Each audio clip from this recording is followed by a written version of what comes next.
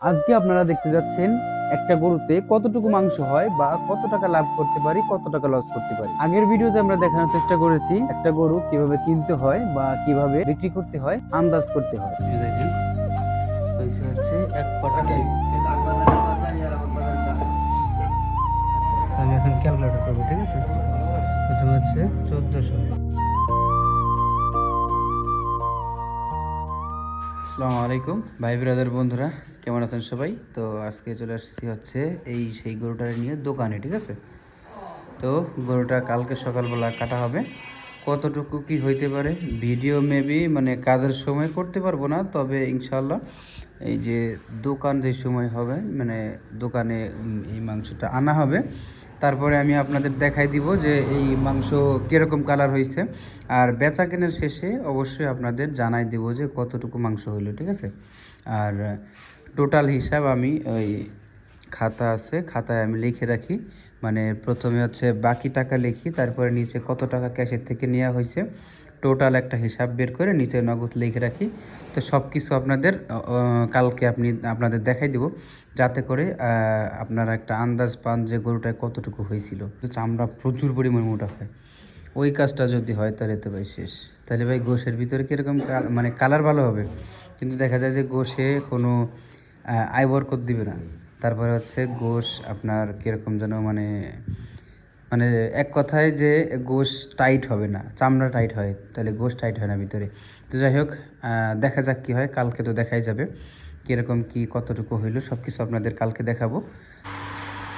তো এই দেখেন গরু অলরেডি কাটাকাটি শুরু হয়ে গেছে। এই দেখেন সেই গরুটাই, কিন্তু দেখছেন সেই গরুটাই। তো ভিতরে মাংসের কালার ভালো বের হয়েছে, বাট গর্দানের সাইডে এই সাইডে হচ্ছে আপনার ওই গোশ দেখলাম পাতলা পাতলা, এইদিকে বা ঠিক আছে। চর্বিও মিডিয়াম পরিমাণে আছে নাকি? চর্বিও মিডিয়াম পরিমাণে, একেবারে বেশিও না কমও না, মানে যেটা আছে অ্যাভারেজ। তো দেখা যাক, আমি দোকানে গোশ উঠাই তার আগে আমি একটা মাপ দিব। মাপের সময় আপনাদের দেখাই দেবো কতটুকু হয় এক পাটটায়। আমি তো আগের দিন আপনাদের বলে দিচ্ছি যে কতটুকুতে এক পাটটা হয় আর কতটুকুতে এক রান হয়। তো যাই হোক, আমি মাপ দেওয়ার সময় বা মাপ দেওয়ার পরে আমি আপনাদের বলে দিব যে এতটুকু হয়েছে, তারপরে একেবারে হিসাব দেখাই দিব। এই দেখেন হয়েছে হচ্ছে এক পাটটা। নেবেন তো কি ঠিক আছে, বাঙ্গাসা বলেন। এ দেখেন পুরোপুরি এক পাটটা, দেখছেন এই জায়গায় দুই পাঁচটা, আর এই জায়গা থেকে এক পাটটা উঠাইছি। এই হচ্ছে 29 কেজি 600 গ্রাম, ঠিক আছে। 29 কেজি 600 গ্রাম হয়েছে এক পাটটায়। আর পিছনে রান উঠাই তাহলে টের পাবেন। অলরেডি মানে এবারটা কিল করে ফেলছি। আর ওই যে হচ্ছে নিয়ে গেছে, মানে কাস্টমার এসছে, সে হচ্ছে আপনার 15 কেজি নিবে, যার কারণে হচ্ছে আপনার ইয়ে করে নেই, ঠিক আছে। মানে মাপা দেখাইতে পারি নাই, হচ্ছে 32 কেজি 200 গ্রাম না, 32 কেজি 200 গ্রাম। যাই হোক, এরপরে কতটুকু হয় দেখাই দিব ব্যাপারটা উল্টা। এত ভালো তরকারি তাও যা দুধ তাই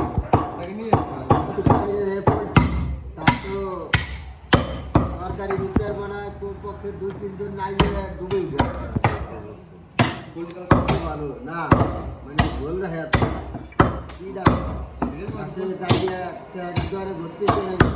অবশেষে দেখতে পারলেন। আর একটা জিনিস আমরা দেখানোর আগে আপনাদের বলে দিই, সেটা হচ্ছে যে আমার হাতের লেখা ভাই সেরকম একটা ভালো না, তো সেই হিসাবে সেটা একটু ইগনোর করেন সবাই।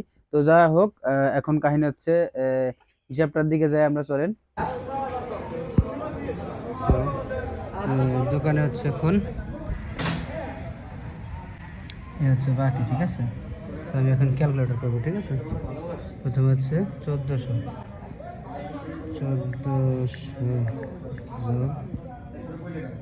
পরে আছে 1450, 2450,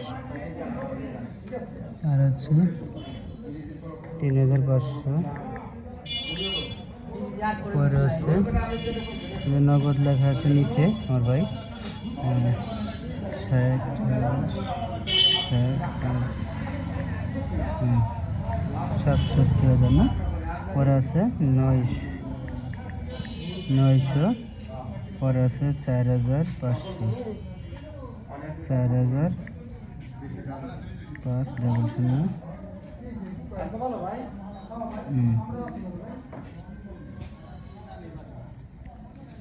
এই হচ্ছে টোটাল হিসাব, ঠিক আছে। আর মাংস মাংস আছে হচ্ছে 5 কেজি, 5 কেজিতে 3500, এদের আছে 5 কেজি, ঠিক আছে। 5 কেজি আছে, তো 5 কেজি আগে ধরি 3500। আর ক্যাশে আছে হচ্ছে ক্যাশে আছে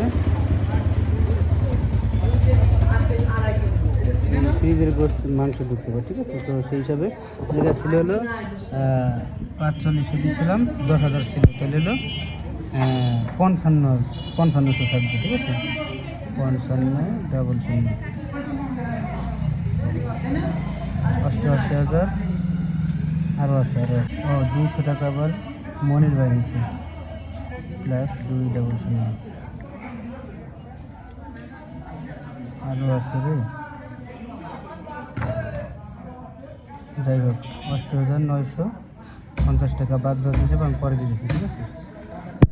এক জায়গায় ভুল হয়েছে, সেটা হচ্ছে যে আপনার এক জায়গায় 10,900 ছিল, ঠিক আছে। সেই জায়গায় আমি 10,000 উঠাইছিলাম, মানে এই যে করে গেল 45 জন্য দিয়েছি, ঠিক আছে, সোহাগ ভাইটা। তো ওই জায়গায় 10,900 ছিল, সেই জায়গায় আমি ধরছি পরে 5500।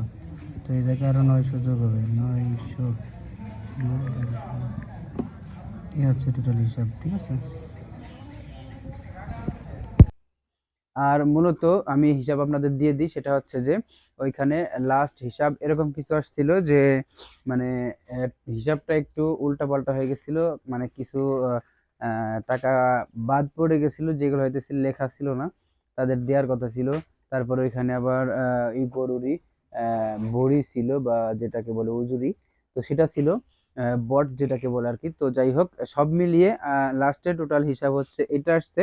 আর সবকিছু মিলিয়ে আমি দেখাইতেছি, ঠিক আছে। কেননা আপনাদের বলছিলাম এই গরুটায় মানে কতটুকু হয়, কি কি বিক্রি করে। আর ভালো কথা যেটা হচ্ছে হালিমের মাল, ঠিক আছে। তো সেই হালিমের মাল হচ্ছে হালিমওয়ালাদের আমরা দেই, বাহিরে খুব কম বিক্রি করি। তো সেই হিসাবে হালিমের মাল হচ্ছে গড়ে প্রায় 8 কেজি, যাই হোক 8 কেজি ধরি, 8 কেজি মানে ছিল, ফ্রিজে ঢুকাইছিলাম, আর পা হচ্ছে বিক্রি করে দিছিলাম। তো সব মিলিয়ে কিছু টোটাল হিসাব তো দেখাইলাম আপনাদেরকে।